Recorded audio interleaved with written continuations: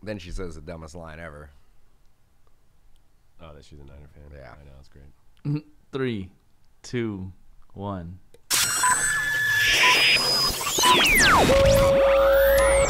Okay, we are clear. Ready to go live in 5, 4. Cue the talent. 3. Hey, I said cue the talent. 2 and 1. Attention hobbyists, sports fans, and collectors nationwide and abroad. It's time to get hype. Come on! Come on! Come on! Come on! About the hobby we are all a part of.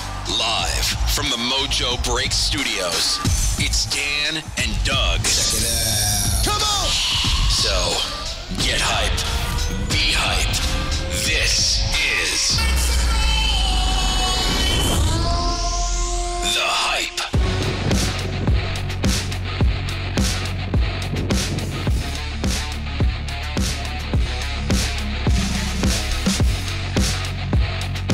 What is going down, everybody? Episode number 70. Coming at you, Mojo Break, the Hype podcast. Thank you for joining us, sponsored by MojoBreak.com, where you can get all your sports card needs, breaks, case breaks, box breaks, podcasts now as well. And check us out. We've got breaks today of Obsidian football, brand new. Kind of looks a little bit like Upper Deck Black from back in the day, which people loved. And I don't see the screen on there for some reason. But Black screen. Let's go home. just it's just that's what Obsidian looks like. It's on the screen right now. It's just black on black on black. But we've got a lot of stuff to talk about today. Unfortunately, there's been a little bit of a black eye last week with a lot of scamming going on. So we're going to divulge and jump into that and talk about the recent scams and what you can do to protect yourself as a buyer to stay away from these people, and also how just dumb some of these scammers are. That I just can't believe that some people fell for some of this. I'm joined always by Dan and C-Rad. Dan, what's going down? It's going down. Yeah, dude. It's that time of the year, you know. We always see an influx of scammers. Maybe people are trying to get some extra, spending money for holidays. I don't know. I don't know. Yeah. But yeah, I mean, unfortunately, there's scum in every industry, but the great thing about this industry is it's self-policed. You got to do everything on video. So you do some funny business on camera, you're going to get caught, and that's what happened here. So we're going to play some of the videos. So for you guys that are listening on iTunes under the podcast, we're going to do our best to kind of describe what's going on. But I wanted to bring back the throwback scam just to start off the show, the Brandon Cooks to 99. And a lot of this stuff today is being brought to you by Sports Card Scammers Exposed. So I would bookmark this website, sportscardscammers.info. It's, to protect yourself. If you're buying a card for somebody that you don't know, you can go on here and see if they've had any marks on their record, if they've had any shady dealings in the past. It's a very long read as far as individual names. Unfortunately, there's just a crap ton of scammers in this industry. But if you're going to buy a $1,000 card or you're going to do a trade with somebody, this is the place where you want to go first to make sure that this person hasn't had any shady dealings in the past. So and have some free time, and it's your popcorn ready. It's kind of a time suck as well. It is. You could fall into it. I've been on that forum and have sat there for hour and a half. And I'm like, just reading all the comments, man. You can fall into the rabbit hole and you could be in there for a long time. So well, and they created the list through here, but most of the comments and stuff are through Facebook, so they have a group. So I would definitely, if you have a Facebook, which most of us do, I would definitely add yourself to the group. Usually, admin will approve you right away, and you can go through and just. It just helps you. If you're involved in this industry, you're doing purchases from people, it's just a great kind of handbook to have around. So props to the guys over at sportscardscammers.info for putting this on and dealing with all this. It's a lot to deal with. It's a lot of work. It's a lot of work for these guys that do it. I know it's Ron and C. Gilmo, and I think Drew's on there. There's a few more that I'm forgetting, but they spend a lot of time, and they make sure people prevent evidence to also protect people that are getting called out and stuff like that as well. But let's go into the DNT one. The Brandon Cooks. You guys remember? Some of you guys remember this from a while back. It was the infamous. That's why we do the Brandon Cooks to 99 on the videos. I think this guy might be.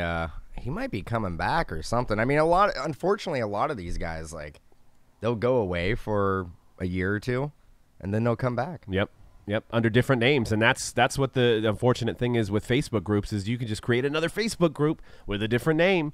You can even create another Facebook profile. So after we go through some of this, we're also going to detail on how to protect yourself as a buyer, things to look for who you buy from. Like, there's some concrete things that you should do as a buyer and giving people your money, and there's some things you shouldn't do as well. So we'll kind of narrate through this one for you guys that are just listening to the audio version. But here is Mr. Brandon Cooks to 99. And it's more of a sleight of the hand thing going on with this guy. So he was breaking 2016 Honors Football, which has 2 encased cards and a pack of base cards. The worst sleight of hand ever. And literally, you could see that he kind of covered it up, moved the box on the front of it. We have number to 99, Mr. Brandon Cooks. Oh, yeah. Brandon Cooks. I mean, how many times is it going to say Brandon Cooks? I got to watch the rest of his videos if they exist. Was that a cat? I think so. The Or cat that- was trying to call him out as being a scammer. What is going on right now? Brandon Oh, Cooks. that's it. Let's cover the camera up.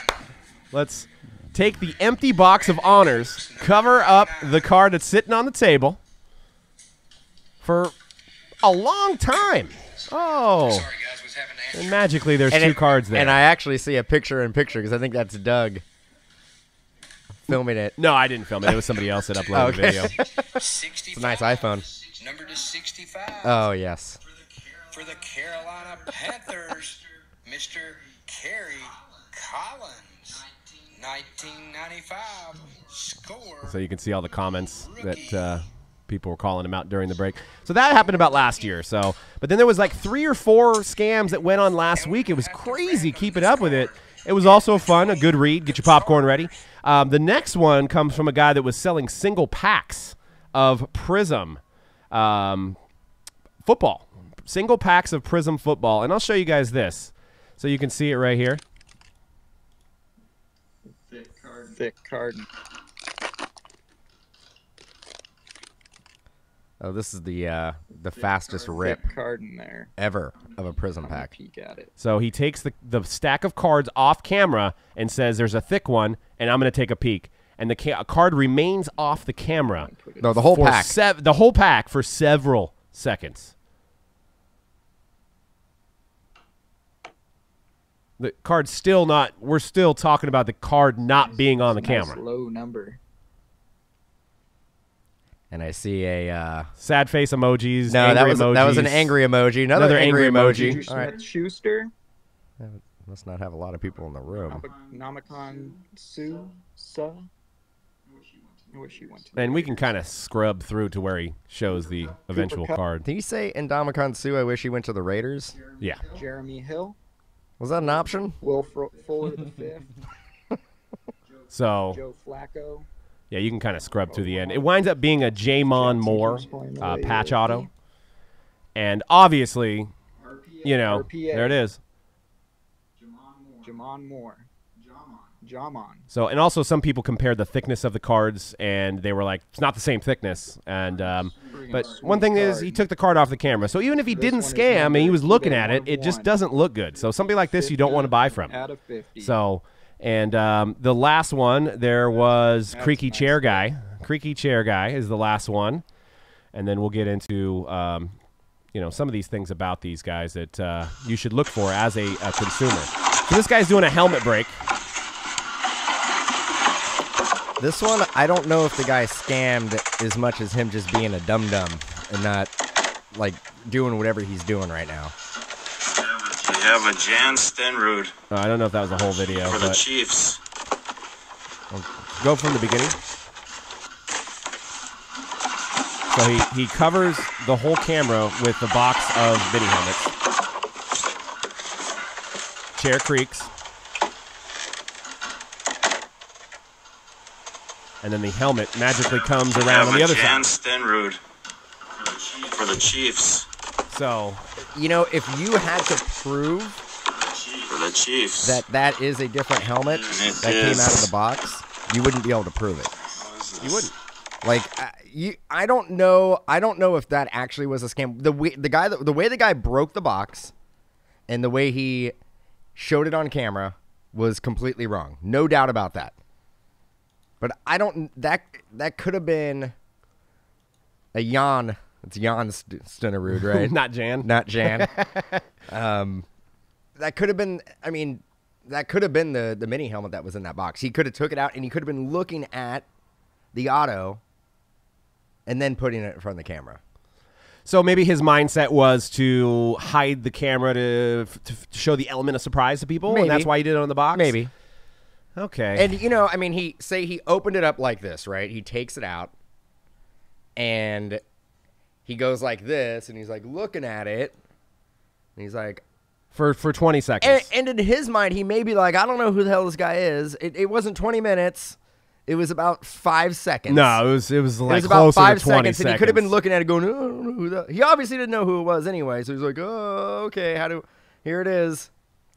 I don't. So, but then you're So saying you're- with so you're- the chair creaking, he had to have leaned. So you're telling me he we're- leaned back. But we're looking at this, and we've opened up a lot of those Leaf mini helmets, right? What could it possibly be where he's like, I need to switch it out? I think there may be a couple Tom Brady's in there. There may be a couple Odell Beckhams in there.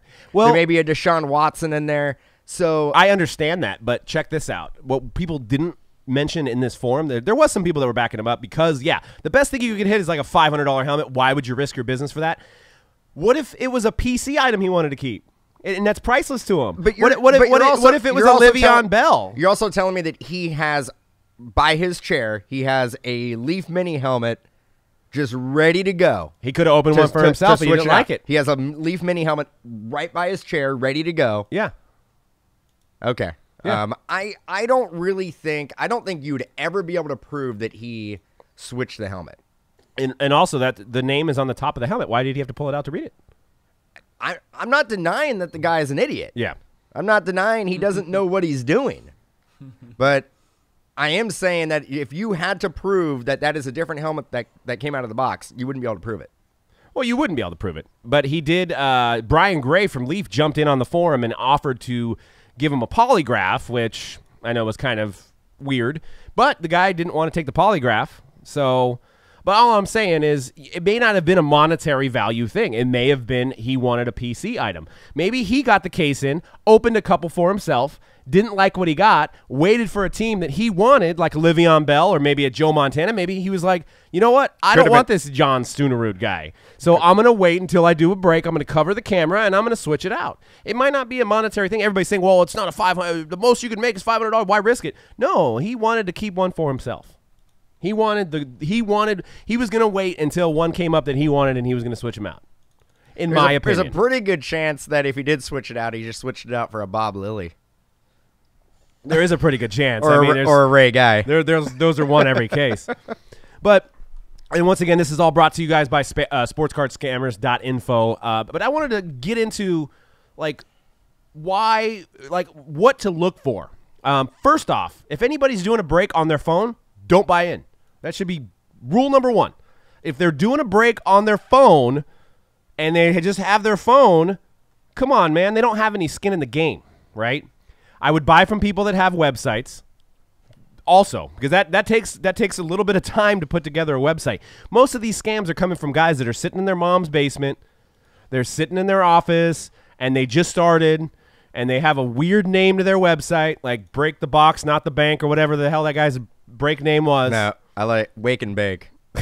Wake and Break. Wake and Break. There was that. Yeah, Well, there's a few funny ones out there. let's face it. It was Wake and Bake. That's what he's going for. He was going for that, yeah. He's going for that. You sure he just doesn't wake up, get a cup of coffee, start opening up cards? Shake and bake. Shake and bake, baby. Shake and bake. No, but what I'm saying is yeah, make sure they have some skin in the game. Make sure the cards never come off the camera. This is another one. Would you ever buy from somebody named that? If they were selling you a card. The guy's name is Hueman Being. So human being.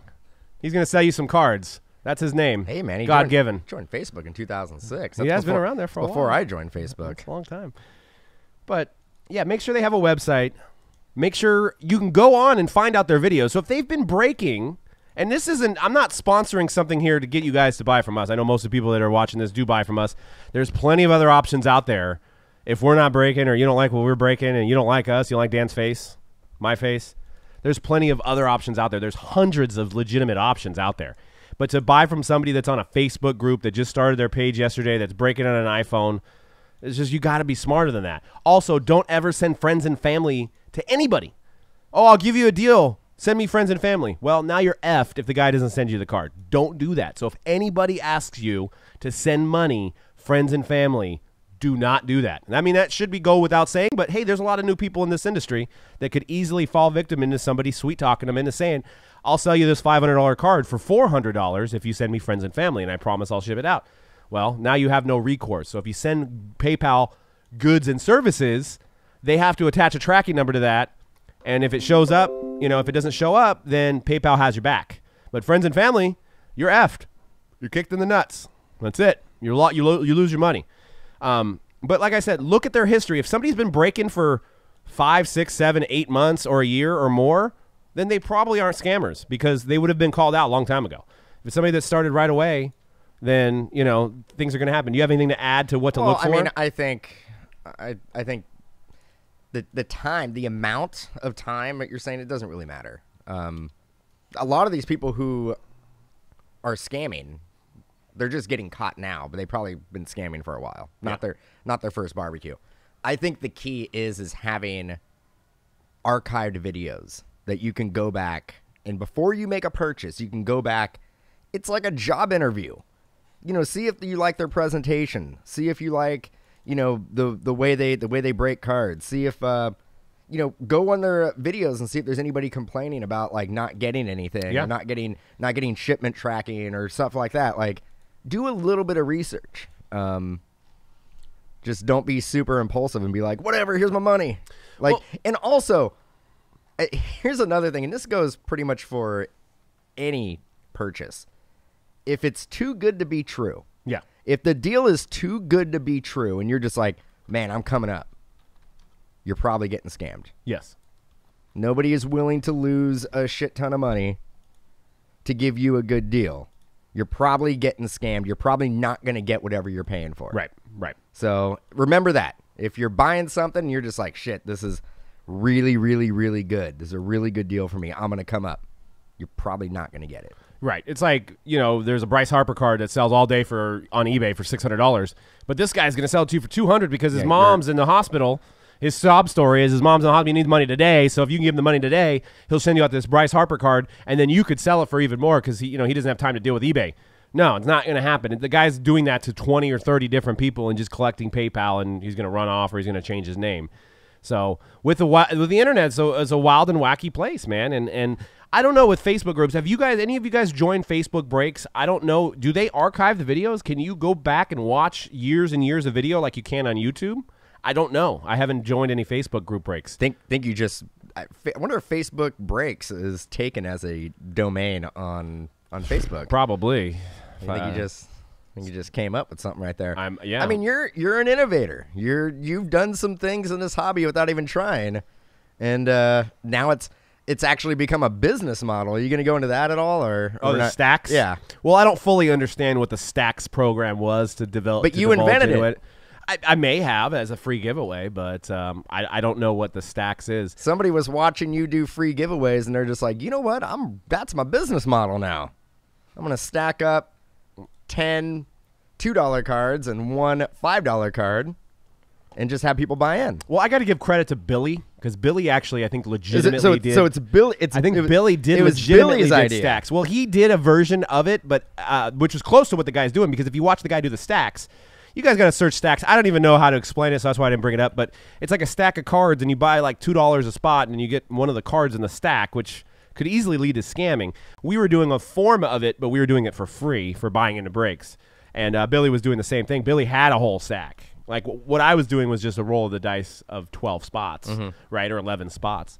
So, but I mean, there's rooms. I mean, I didn't really dive too far into it, but it looks like there's rooms that's all they do. It's called stacks, and they just run these stacks of cards. Right. Right. So, and I would also be careful on getting into razzes, guys. I know there's a lot of like so-called legitimate razzing, but the reason it's called razzing is because they can't say raffle, because you can't send payments for raffles, because it's illegal in most states unless it's for charity and it's done within the state.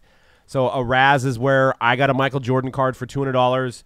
Well, you can't get a Michael Jordan card for $200. I got a Michael Jordan card for $1,000. it's too good to be true. It must be a ripoff. I'm gonna have 10 people spend $100, and I'm gonna do a dice roll, or I'm gonna do a random.org, and one of those people that spent $100 is gonna win a $1,000 Jordan, which, you know, so you're spending 110% to try to win a Jordan.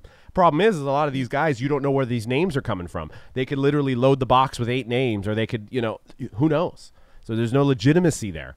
So I would stay away from a lot of razzing. I know it's a rush, because a lot of these guys that do razzing go card after card after card, and it's action, it's action, it's action. It's like being at a slot machine more than group breaks, or like being at a blackjack table or something where it's a little slower, right? So you need more action. People go into these razz rooms because they just got that itch and they want to win these cards for cheap. But at the end of the day, you got a 10% shot every time, and it's, you know, you're walking away with nothing. So, anybody have any questions about just scamming in general, or any comments in the chat? And if you do have any questions and you're listening to this later, you can hit us up at mojobreak_com on Twitter. You can leave a comment underneath on the video, or you can hit us up on Facebook as well. And, you know, we'll always revisit these topics, and if we have new information as well. So I like to think that some of these guys that did these razzing and that did this scamming, this is what they look like if they went to rob a store. See this, Dan, on the screen? Yeah, So I'm just reading the chat. Do you have some ideas on how one could scam without getting caught? Asking for a friend. Man, I don't know. I don't think so. Man. But yeah, black pen criminals. These guys thought that they could put masks on their face with permanent marker to go rob somewhere. I have a pretty. I mean, we've been doing this. We've been in a hobby, and razzing is not new. It is something It's been around for a while. Basically, as soon as we got in, razzing was something that existed. I've never been a fan of it. I understand the rush. I get it. Ziggy, I have to disagree with it being the lifeblood of the industry, because all manufacturers know about it as well. They frown upon it. Even distributors know about it. They frown upon it. Like, nobody in this hobby is really, unless you are razzing, it's actually a black eye in the hobby, if anything else. Right. I mean, because they put the jargon on the back of the boxes for the no purchase necessary and stuff like that, and I think you're literally putting a monetary value on a single card by doing a razz, right? Yeah. So you're exchanging values that way, and if people that are well informed, hey, I'm not saying don't do it. I mean, it's just like trying to say don't drink or don't smoke or whatever, but you know, a lot of people get caught up in it and they don't get anything, and they leave this hobby too. So, and I know that happens with breaks as well, but at the end of the day, the razzing industry, the only way they can't say raffle. So right there, it's illegal. So it's not protected. And but I get why people do it. I mean, it's the reason I play lotto. It's the reason I scratch. You know, I do scratchers. You scratch? It's the reason I scratch. But no, you know, It's probably because one of the relic cards you were messing around with. it might have been to bring back that last episode 69. Yeah, I don't know. I got a Christian Hackenberg relic, rubbed it on my face, and I got bumps on it. I don't know what's going on. You can revisit that in episode 69, last week's episode. It's called the clap. The clap. Yeah, Instagram is ruining the hobby. Haven't divulged into that. I could see that. And you're right. And that's another good point. Hits and chicks. Got a great point. It's not fair for legitimate businesses that don't pay taxes.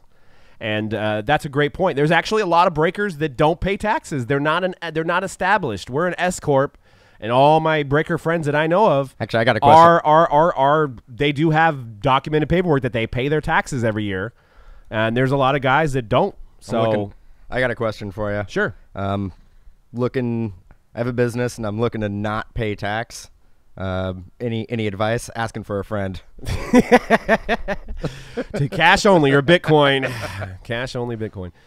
Trying Trust you guys and found I prefer breaks with you over the local card shops, and here is why. Yeah, I mean, we're just trying to inform you guys because, I mean, we're not saying only buy from us. That's not the purpose of this episode. I see this crap and I feel bad for people that fall for this stuff in the hobby, that go out there and spend money and they think they're going to get these cards, and then these guys pull a fast one on them, and it's like you got to be informed. And I think having a website, having a shop, having skin in the game, meaning been doing it for a long period of time. And, I mean, there's probably good guys on Facebook, but stay off Facebook and Instagram for breaks. Deal with breakers that have websites. They had to create something. They had to list something. They had to pay a lot of money to get people to come over to their site. So why would they ever risk anything for anything, So I would love to hear about what's going on Instagram. What are people doing on Instagram? So another few things I wanted to talk about, kind of unrelated but related at the same time. Don't ever buy hot packs on eBay. Never. Don't ever do it. It's not going to work out for you. You're going to overpay for a pack. You're going to get a $3 napkin card, maybe, and you're going to pay $20 for it because it says Judge Rookie card in the title. These packs are either finger effed at Target to find the relic cards, Damn, or if they promise you a Tatum rookie card in there, then they've been resealed because nobody has X-ray vision. So there is a lot of scams on hot packs. Don't ever buy them; they never work out. And also, don't ever buy unauthenticated memorabilia. Like in-person autos. It's so easy to just take a base card and practice Steph Curry's auto over and over again until you get something that looks like Steph Curry's auto, and then you're selling it for $10 or $20. Yeah, it's a lot cheaper than an authenticated Steph Curry auto, but it's not real, and the guy just made $20 off you. So only look for authenticated manufacturer stuff like PSA, JSA, Steiner, Beckett authenticated, anything from Panini and Topps, Leaf, Upper Deck. Those stuff, they have a track record of being legitimate. There's a whole slew of guys creating their own COAs or other companies that aren't legitimate that are putting COAs on items. And these items are going for a lot cheaper, but they're obviously not from a trusted source. Now, I'm not saying they're not maybe they're not real, but it's just why save $100 on something that's not real? That's not, there's a possibility. But if you're buying something from JSA, PSA, all those companies I mentioned, and I probably forgot a few, so don't hate me if I forgot your company. Those items have a history of being from a company that has a track record. Yeah, you just said napkin relic and finger effing in the same sentence. Did you? Yeah, no, you did. I didn't. I don't say those words. Did I make you cringe? You did. I think you need to drink some more Windex and get back to your double shot of Starbucks energy over there. Shit was moist. Yeah, there is scammers on eBay too. I would stay away from. There's only a few reputable eBay breakers. eBay will have your back in most instances, so that's a lot safer than going on Facebook. But at the same time, look at their feedback, because if they have bad feedback, if they don't have over 98% feedback, I wouldn't break with them either. So that's another thing to look at as well. So, but there's a lot of good eBay breakers out there. So let's not hate on eBay. eBay. I mean, actually, with eBay, you're as a buyer, you're pretty well protected there. I would say if you're gonna pick an avenue and you don't want to go through a reputable site, eBay is not a bad way to go. And Ziggy has a point about I saw him put it in the chat a little while ago about razzing. A Doncic to 7 card has sold how many times on eBay? Compare that to how many times it will close in a razz. So I guess the thought process is that you can razz a card faster and more money's brought in that way. Is that good or is that bad? So the same card will sell 40 times in a razz compared to maybe twice on eBay. So it's generating more money for the hobby that way? Is that the point we're trying to make here? Well, I'll tell you right now, that doesn't help the manufacturer at all. Well, maybe indirectly where people have money in their pocket that razz that card, but right? But let's face it, I think there's like a pull of X amount of dollars for this hobby, right? It just gets cycled around. I don't think there's tons more new money coming into it. Right. And it's hard to say. I mean, how many Patrick Mahomes cards have changed? I mean, any hot card is probably going to be bought and resold, even on eBay. May not be as quick as a razz, but, it definitely cycles through.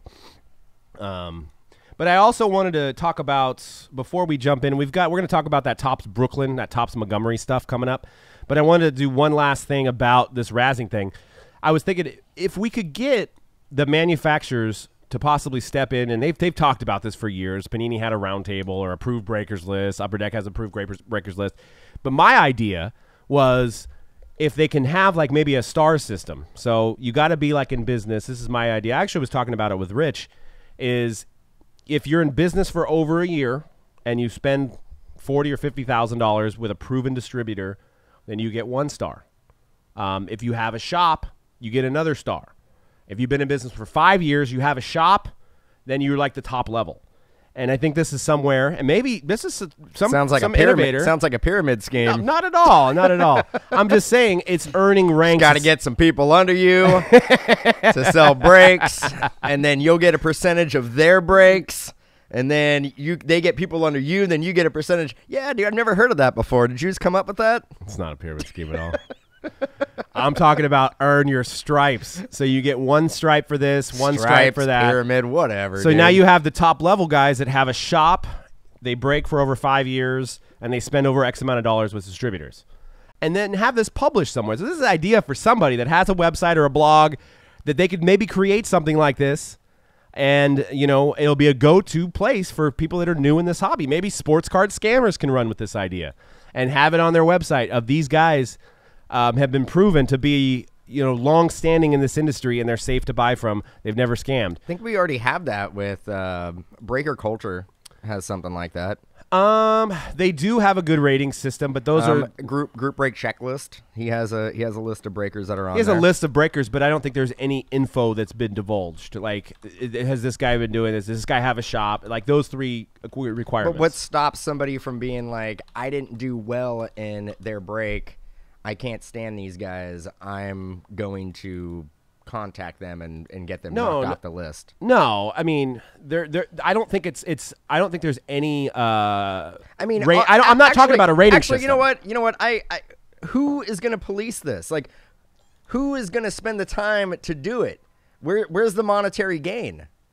Like, or you just want somebody to do it just out of just the niceness, just being a nice guy? I mean, we could do it almost like a union where people that are on that list have to pay dues. We've talked about this, but I'm not saying create something where it's feedback from customers. I don't want feedback from customers on that site. That's why a site like Breaker Culture is a rating system. Leave that the way that is. So group breakers form a group like Fight Club.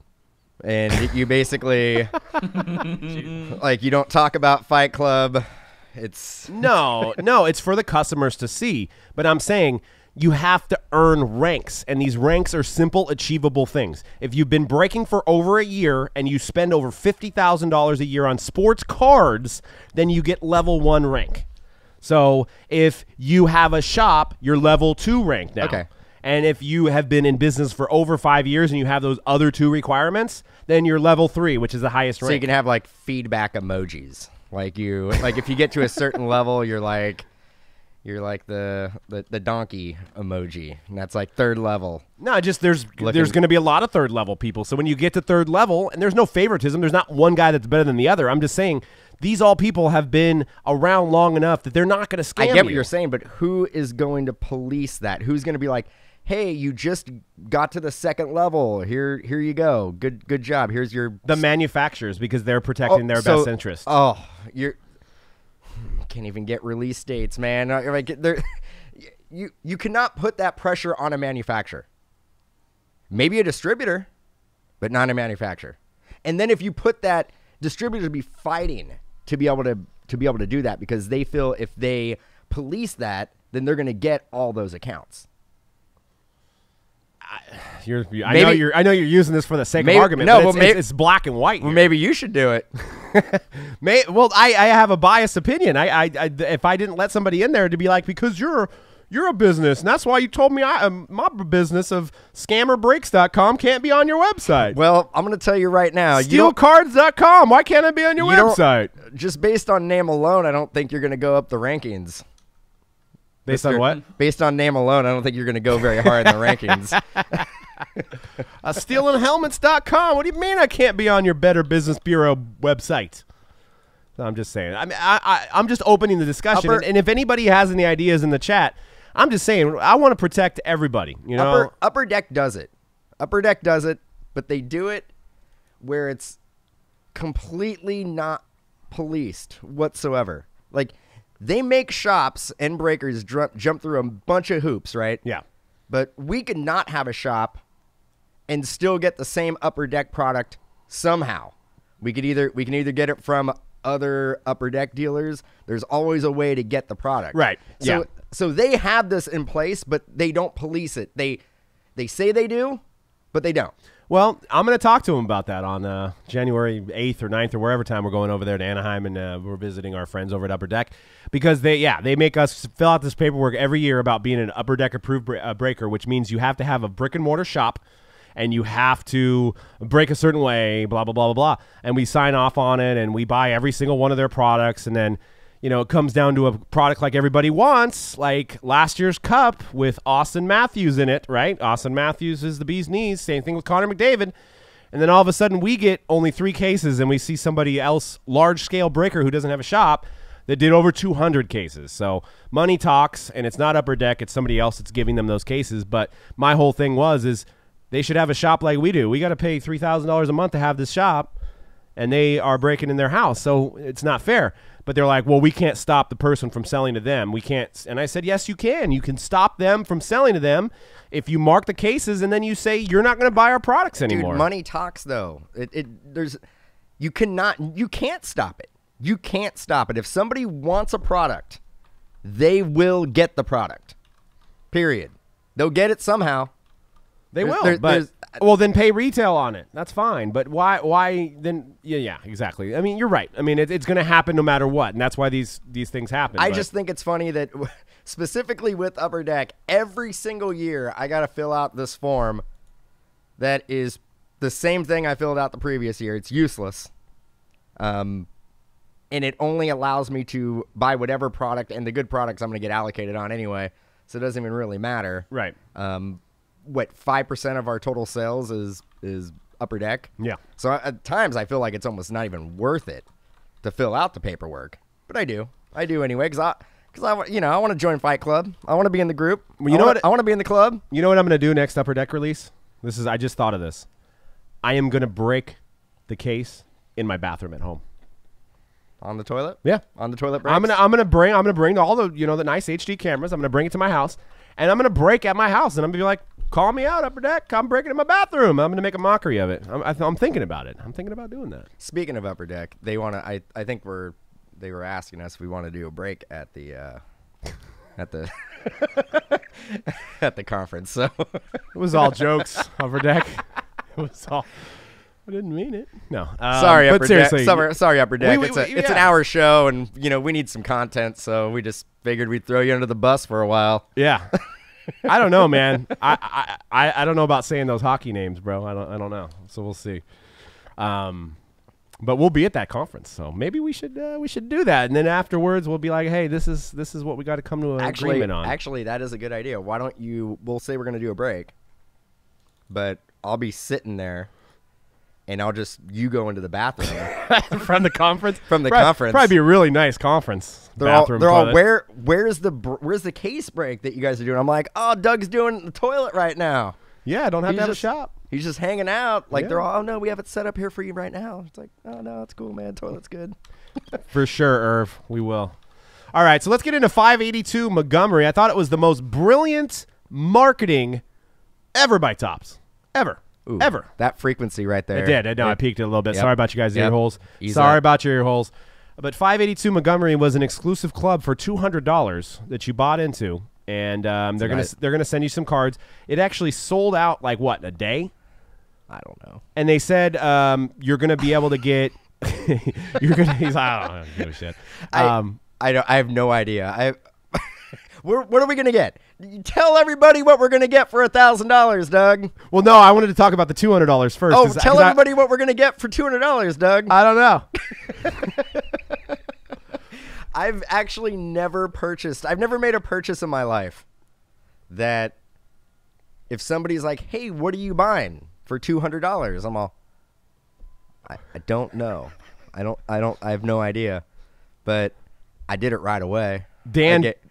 And then, so they had is it the Manhattan Well, let me just. I want to. Okay, I want to give the history. So whatever. We spent $200 a piece, and we don't know what we're getting. Okay, I'm going to see if I can bring up the 582 Montgomery club. All right, So they advertised this club. People were laughing about it or saying, "Aha, what is this thing? It's $200. What is it? I get to join this club." We like clubs. I like club sandwiches. I like club soda. So I figured, hey, why not join the club? I like Fight Club. And Dan likes Fight Club. So it's priced at $199 for the entire duration of the 18-19 program with no additional cost for shipping. 2018-19 Topps Montgomery Club features 6 different sets that showcase recently discovered lost designs from our Brooklyn facility. The first set ships out initial sign-up, and its 25-card set has 1 autograph. But what got us was that we're going to be able to purchase the highest-end product that Topps ever has released on Topps.com. So we pay the $200. We're like, okay, we haven't gotten anything yet. So we're like, all right. And then we looked and it was sold out. We're like, yeah, it's a good sign when it's sold out. I mean, people want it, right? So you're like, yeah. And then we get an email on Monday saying, here's your opportunity to buy the Brooklyn collection, which is 5 cards, and it's $1,000. But I was like, I already spent the $200. I have to spend the $1,000. So it hit me that how genius the marketing was by Topps. Because you're not going to spend the $200 and then pass on the high-end product. Why would you do that? I actually checked out and went through the whole process without even looking at what I was buying.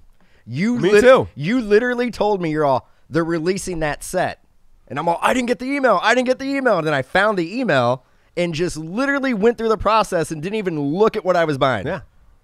And now I read about it, and swift kick. I'm not feeling good about it.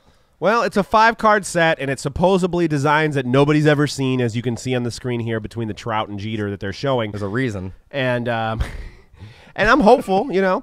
So it's the Brooklyn set. It was $1,000 our cost, and a maximum of 1,000 boxes will be made, and there will be at least $1,000 a piece with cards using 2 different designs that were unearthed. There will be at least 50 players per design, and each will be numbered to 25 copies per card unless there's another parallel involved. Each will have a red to 15, black to 10, purple to 5, and 1-1 platinum versions. Not all players will appear on both designs. Sorry, I'm having trouble reading today, public school, but many are on both. When you see the full checklist for the players, it's stacked lineup of past and present stars that includes Aaron Judge, Bryce Harper, Bo Jackson, Chipper Jones, Derek Jeter, Hank Aaron, Juan Soto, Chris Bryant, Mariano Rivera, Mike Trout, Nolan Ryan, Ronald Acuna Jr., Sandy Koufax, and Shohei Ohtani. No image released for this, except for this Mike Trout above the teasers of the 582 program. Members of the club have not received anything but blah, blah, blah, blah, blah, blah, blah. So we're like, oh, we got to get it. But I just wanted to point to the fact that I thought it was genius marketing that you're not going to. It's like if we were to sell you guys the Angels in a break for like you'd had to pay $20 up front, but then you had to pay $200 on receipt. You're not going to not give us the $200 for the Angels if we did our breaks that way, right? So I thought it was supreme genius. Well, it truly was fear of missing out. And I think we were going back and forth. I think they sold about 1,000. Game changer. Oh, I think they sold about 1,000 of these memberships. So Yeah. I think there's about 1,000 of these memberships. How many of the 1,000 of the memberships you think purchased the $1,000 5-card set? 95%. So yeah.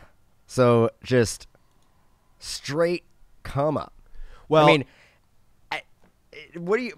again, you're getting back to the psychological aspect of it. I spent $200 to join this club. is it 582 memberships, or I think that's the street that the thing was on? Right? No, yeah, I want to say somewhere somebody did the math. I don't know on Blowout. I could be wrong too. I want to say it was somewhere around 1,000. I read somewhere it was 1,000 memberships.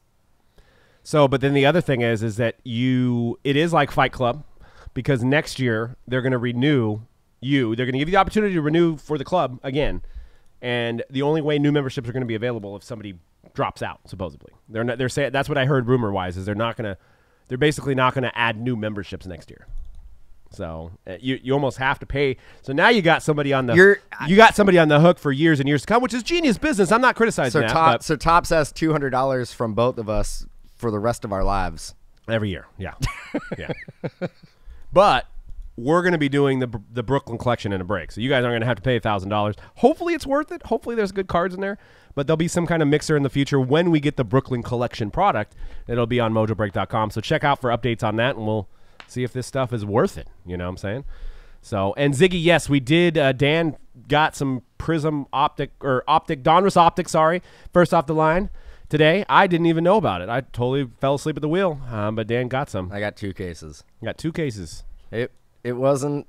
I think it sold out in about 10 minutes. I was actually surprised that it took as long. But I mean, it looks like everybody on Blowout was like, "This is a loser. It's a loser. It's a loser. It's a loser. This isn't gonna sell out." And then 10 minutes later, it sold out. So it doesn't matter. It doesn't matter what they put on their site right now for first off the line. It's gonna sell out. If it has that FOTL or that first in the name, it's gone.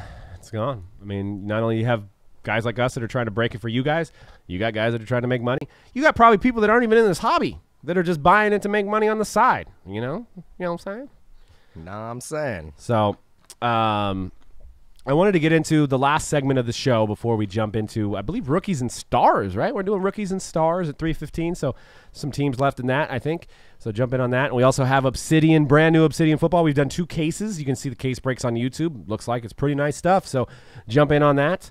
And, yeah, it's a totally different and I'm responding to people in the chat for people think I'm just randomly going off on tangents. It is a different configuration than optic. And I wouldn't be surprised. I mean, there could be an optic regular that's first off the line still to be released. Could be.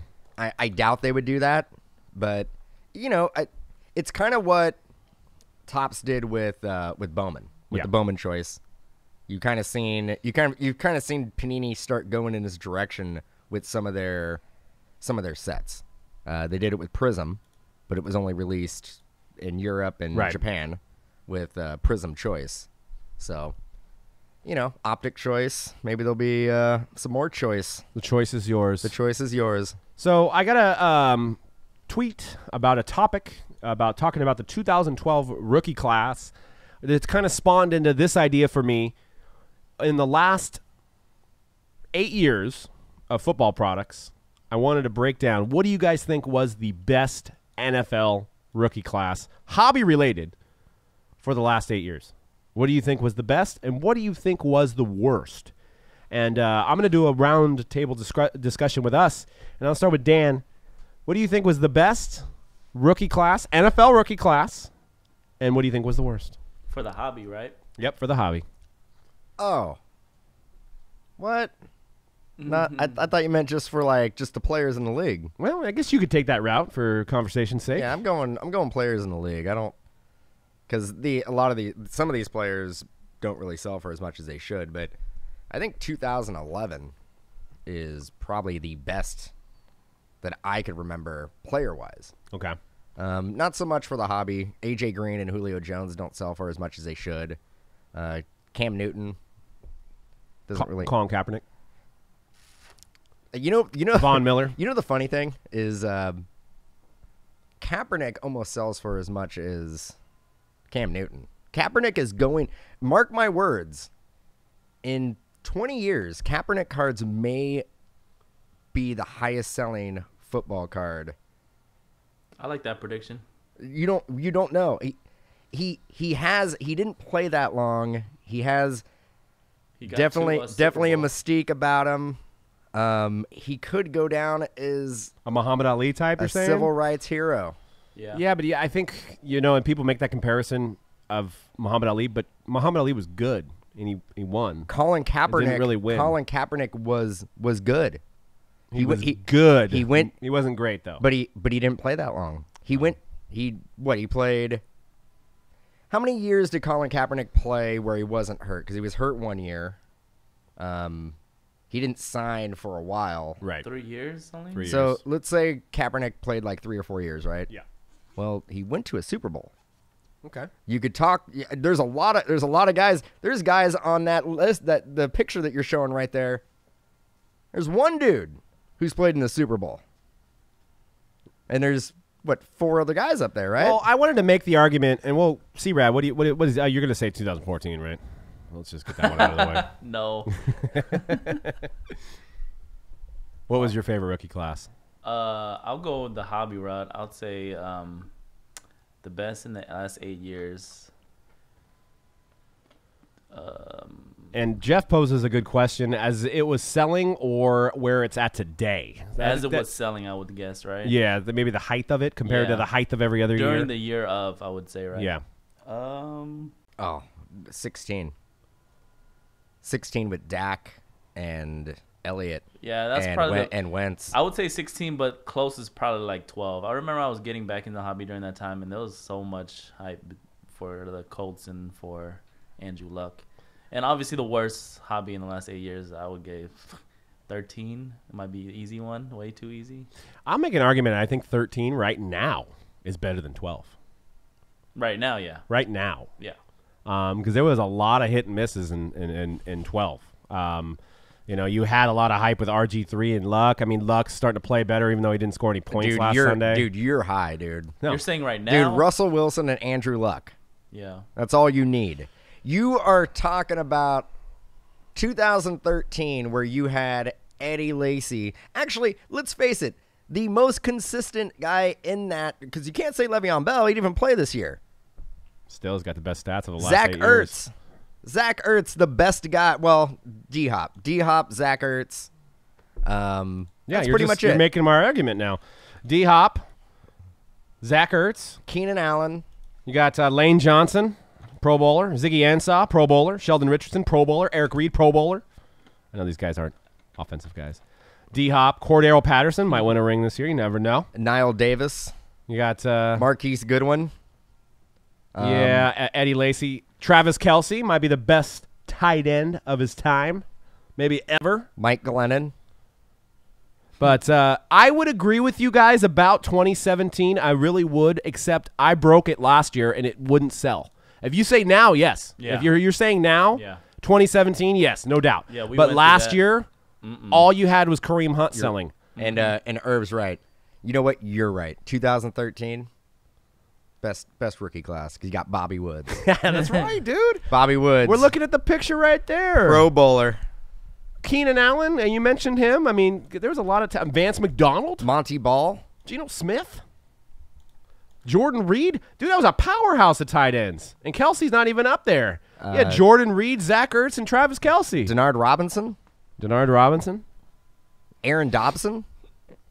So yeah, I mean, if we had Watson, Mahomes, Trubisky playing this well last year, then 2017 would be hands down because you had Alvin Kamara and all these guys, Kareem Hunt. Now, obviously, that's old news now, but yeah, that would be the best. But at the time, it wasn't. Yeah, so. the 2017 product line started off strong. We were able to sell our breaks, no problem. But there was about like a 3-month period where like it felt like nobody wanted to buy 2017. You know, especially after Watson.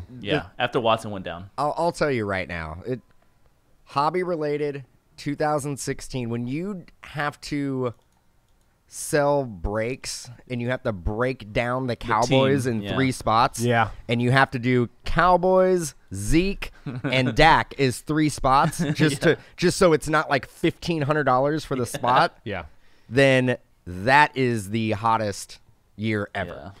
You know what? I would like to disagree with you, but I think 2016. It's very difficult to disagree with me. And Jared Goff wasn't even performing at that point. I mean, I wish we would have bought a lot more Jared Goffs than Mannion, but we bought a Jared Goff for $500 RPA NT. Not me, Mannion. And it's worth like $3,500 now. So at the time, or they're selling for $3,500. At the time, they weren't selling for anything because Jared Goff was like losing a lot of games. So... but now, obviously, he's the talk of the town, and the Rams are the favorite to win the Super Bowl, unfortunately. So, but I don't know. The 2012 rookie class was a huge year for us. I mean, it was. We even forget about Trent Richardson, how huge he was his first year. You had Trent Richardson, Andrew Luck, Russell Wilson. Actually, Russell Wilson wasn't a draw until the season started. And we all know how many products come out before the season starts. Yep. So, I mean, there must have been 8 releases before anybody was chasing Russell Wilson. And he was, like, in everything. Yeah. Yeah, I remember opening up a 2012 box. It was the summer before the season started. I pulled a Russell Wilson out of some product. I was like, man, what the heck is this? So I just probably threw it to the side. Yeah. Yeah, I mean, if somebody would Russell Wilson is almost like the Donovan Mitchell at the time, where you didn't know at the beginning of the year what he was going to do because they had just signed, what's his name? The guy that had been passed around from team to team, the former Green Bay quarterback. What was his name? He was on the Raiders too, and he never played on either the Raiders or the Seahawks. Matt Flynn was going to be the starter. Russell Wilson was drafted 3rd round and just lit it up preseason, and the rest is history. Wilson got the start, and a couple Super Bowls later, won one. And getting to, because Jay August is in the chat saying Dak and Elliott are cheap right now.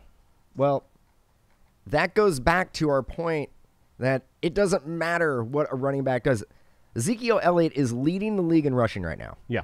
And he's become a complete dual threat. He catches the ball out of the backfield.